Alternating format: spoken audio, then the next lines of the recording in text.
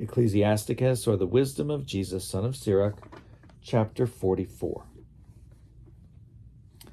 Let us now sing the praises of famous men, our ancestors in their generations. The Lord apportioned to them great glory, his majesty from the beginning. There were those who ruled in their kingdoms and made a name for themselves by their strength. Those who gave counsel because they were intelligent, those who spoke in prophetic oracles, those who led the people by their counsels and by their knowledge of the people's lore. They were wise in their words of instruction, those who composed musical tunes or put verses in writing, rich men endowed with resources, living peacefully in their homes. All these were honored in their generations and were the pride of their times. Some of them have left behind a name so that others declare their praise. But of others there is no memory. They have perished as though they had never existed. They have become as though they had never been born, they and their children after them.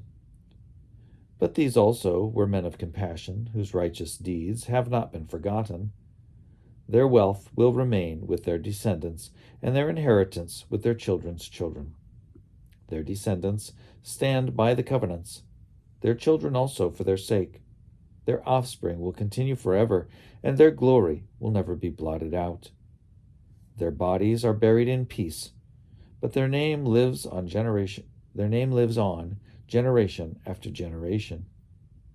The assembly declares their wisdom, and the congregation proclaims their praise. Enoch pleased the Lord and was taken up, an example of repentance to all generations. Noah was found perfect and righteous. In the time of wrath he kept humanity alive.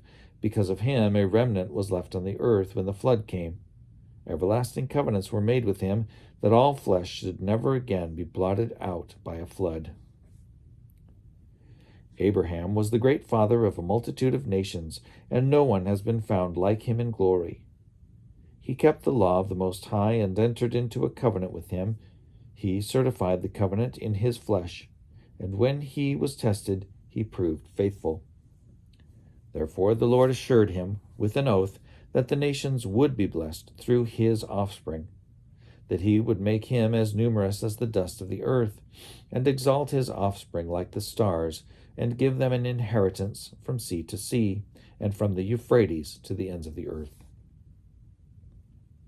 To Isaac also he gave the same assurance, for the sake of his father Abraham, the blessing of all people, and a covenant he made to rest on the head of Jacob. He acknowledged him with his blessings and gave him his inheritance. He divided his portions and distributed them among 12 tribes. From his descendants the Lord brought forth a man of compassion who found favor in the sight of all.